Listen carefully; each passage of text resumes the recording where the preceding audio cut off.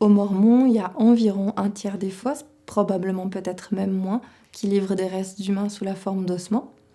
Et puis ces restes humains, ils sont représentés dans une grande diversité de traitements et d'états.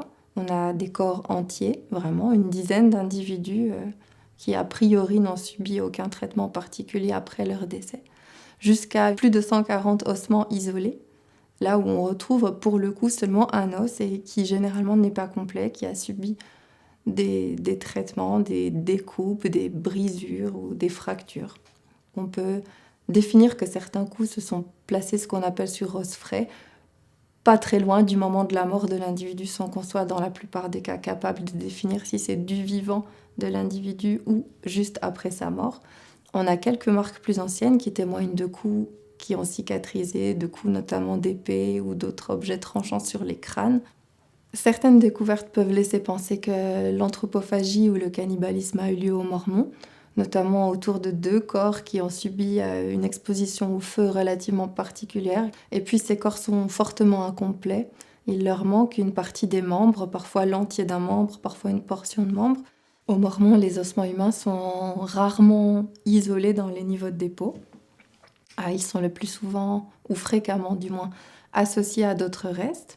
On peut notamment penser à des choses assez spectaculaires qui associent un crâne humain et un crâne de bovidé, de vache, par exemple, ou bien des choses qui ne concernent peut-être que l'humain, mais qui sont aussi comme des mises en scène assez théâtrales, avec une tête coupée et juste à côté d'elle un crâne humain.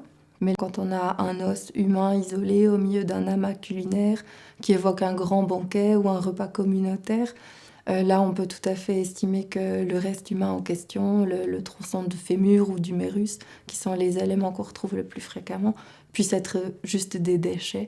Pour d'autres types de vestiges humains, c'est plus difficile d'imaginer ça. On a des corps qui sont visiblement suspendus un temps au-dessus des fosses et qui tombent morceau par morceau dans la fosse au fur et à mesure qu'ils se décomposent. Là, on peine à imaginer que ce soit juste un déchet. Il y avait quelque chose qui visiblement a été fait pour être vu pendant un certain temps.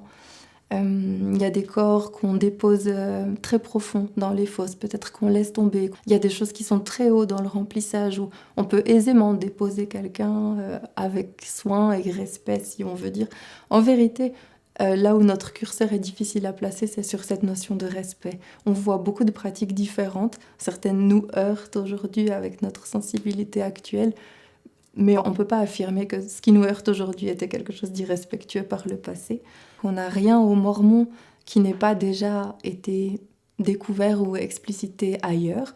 Ce qui constitue un cas unique, en vérité, c'est le regroupement de toutes ces pratiques en un même lieu, leur association en un même lieu, que ce soit par l'ostéologie, par l'ADN, par l'isotopie, tout ce qu'on a pu tenter aujourd'hui autour des restes humains nous permet pas de faire des groupes différents et de comprendre les différentes manifestations, de les relier entre elles, disons.